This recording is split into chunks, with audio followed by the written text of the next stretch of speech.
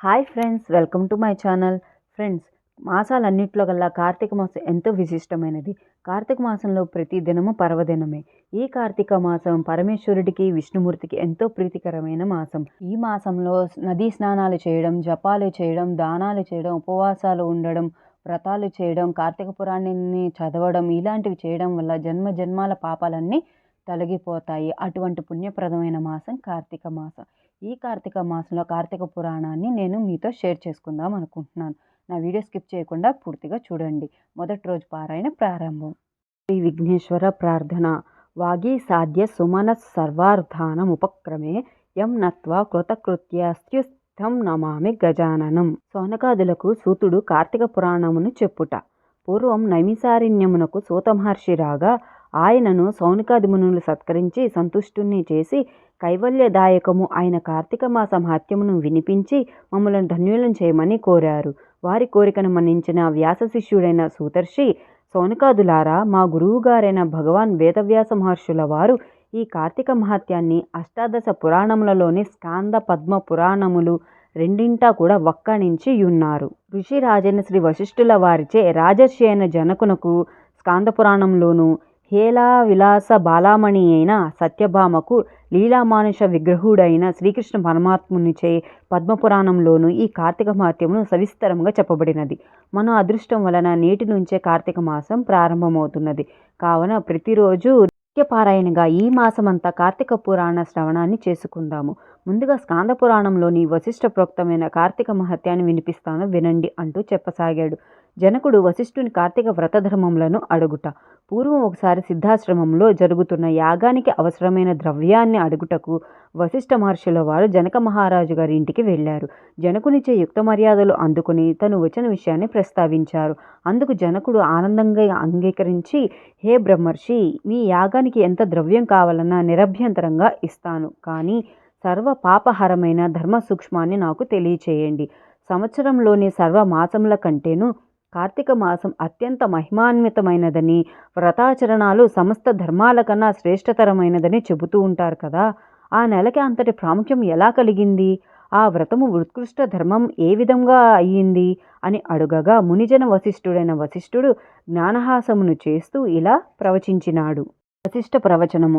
జనక మహారాజా, పూర్వ జన్మలలో ఎంతో పుణ్యం చేసుకుంటేనే గాని సత్వశుద్ధి కలుగదు. ఆ సత్వశుద్ధి కలిగిన నీ వంటి వారికి మాత్రమే ఇటువంటి పుణ్యప్రదమైనది వినినంత మాత్రం చేతనే అన్ని పాపాలను అణిచివేసేది అయిన కార్తీక మహత్యమును వినాలనే కోరిక కలుగుతుంది.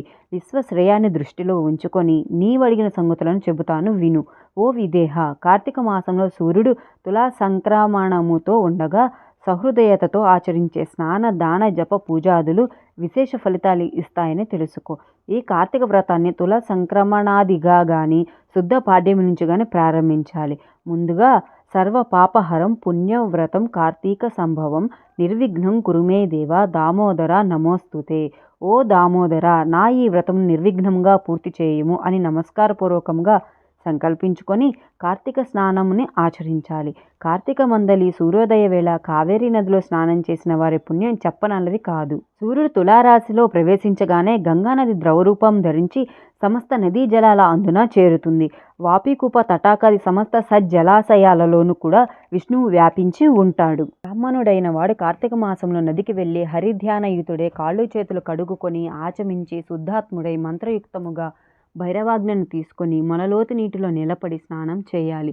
పెదప దేవతలకు, ఋషులకు, పితరులకు తర్పణాలను వదలాలి. అనంతరం ఆగమర్షణ మంత్రజపంతో బొటనవేలి కొనతో నీటిని కదిపి 3 దోసిల నీళ్లను గట్టు మీదకి చిమ్మి తీరం చేరాలి. చేరగానే కట్టుబట్ట కొనలను పిండుకోవాలి. దీనిని యక్షతర్పణము అంటారు. అనంతరం ఒళ్ళు తుడుచుకొని పొడివి, మడివి, తెల్లనివి అయిన వస్త్రాలను ధరించి హరినామస్మరణ చేయాలి. గోపీచందనంతో 12 ఊర్ధ్వపుండ్రాలను ధరించి సంధ్యావందన గాయత్రి జపాలను ఆచరించాలి. ఆ తర్వాత ఔపాసనము చేసి బ్రహ్మయజ్ఞం ఆచరించి తన తోటలో నుంచి చక్కటి పుష్పాలను తెచ్చి శంఖ చక్రధారి అయిన విష్ణువును సాలగ్రామమందును ఉంచి సభక్తిగా షోడశోపచారాలతో పూజించాలి.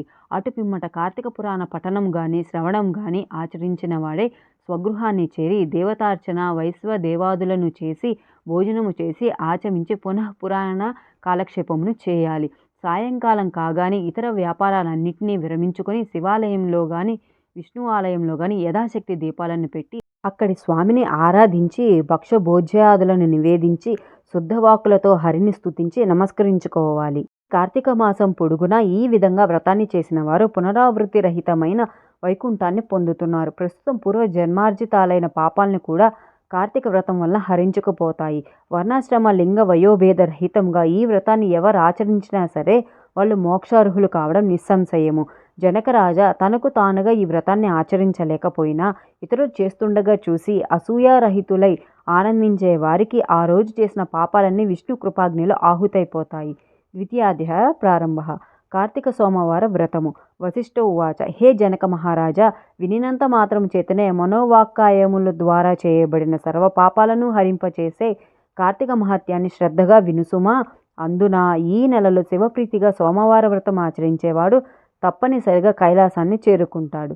కార్తీక మాసంలో వచ్చే ఏ సోమవారం నాడైనా సరే స్నాన జపాదులను ఆచరించిన వాడు 1000 అశ్వమేధాల ఫలాన్ని పొందుతాడు.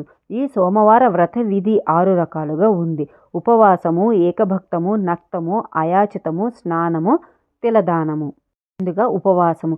శక్తి గలవారు కార్తీక సోమవారం నాడు పగలంతా అభోజనము ఉపవాసంతో గడిపి సాయంకాలమున శివాభిషేకం చేసి నక్షత్ర దర్శనానంతరము తులసి తీర్థం మాత్రమే సేవించాలి.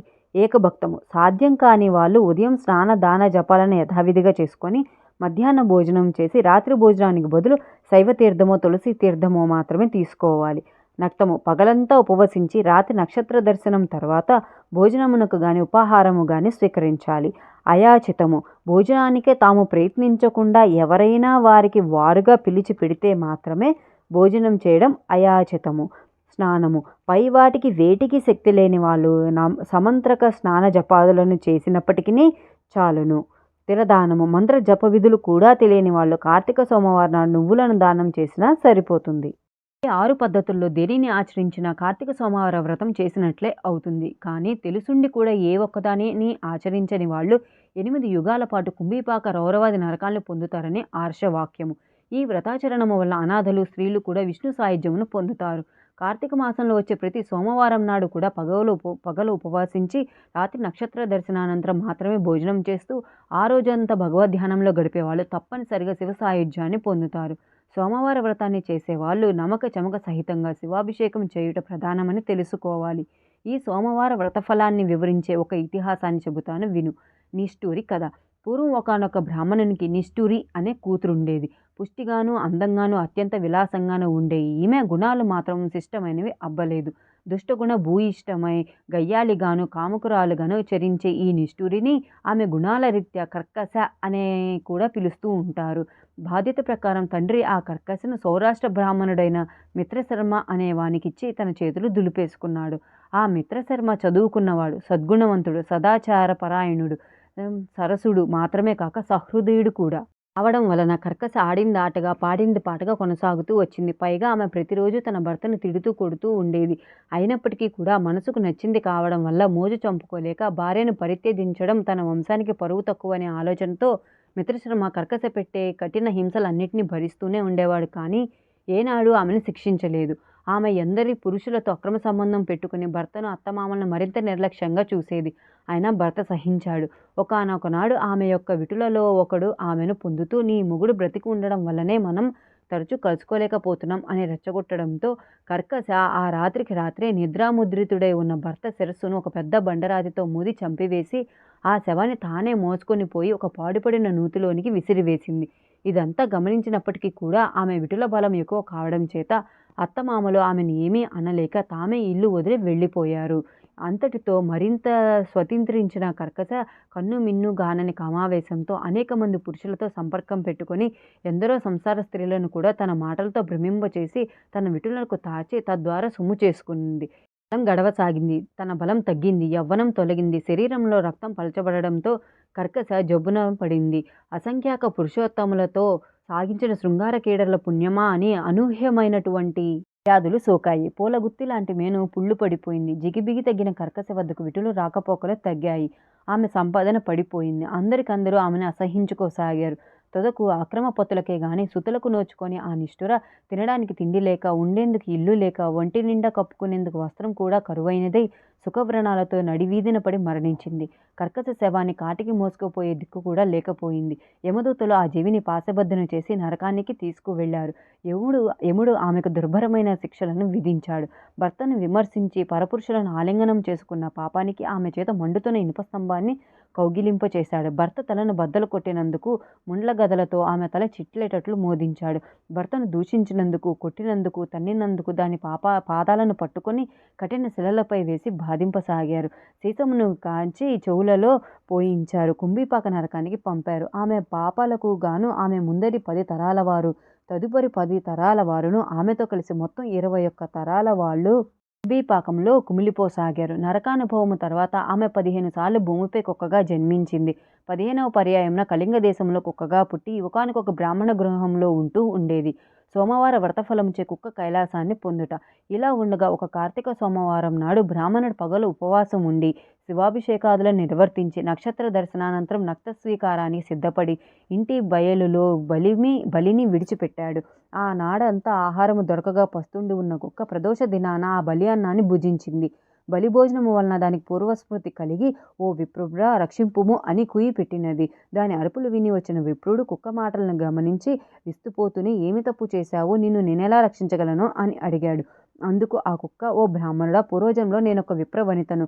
కామముతో కండ్లు మూసుకుపోయి జారత్వానికి ఒడిగట్టి భర్తృహత్యకు వర్ణ సంగ్రహానికి కారకురాలిని అయిన పతితను. ఆయా పాపాలకు అనుగుణంగా అనేక కాలం పాటు నరకమును చిత్రహింసలు అనుభవించి ఈ భూమిపై ఇప్పటికి 14 సార్లు కుక్కగా పుట్టాను. ఇది 15వ సారి. అటువంటిది ఇప్పుడు నాకు హఠాత్తుగా ఈ పూర్వజన్మలో ఎందుకు గుర్తుకు వచ్చాయో అర్థం కావడం లేదు.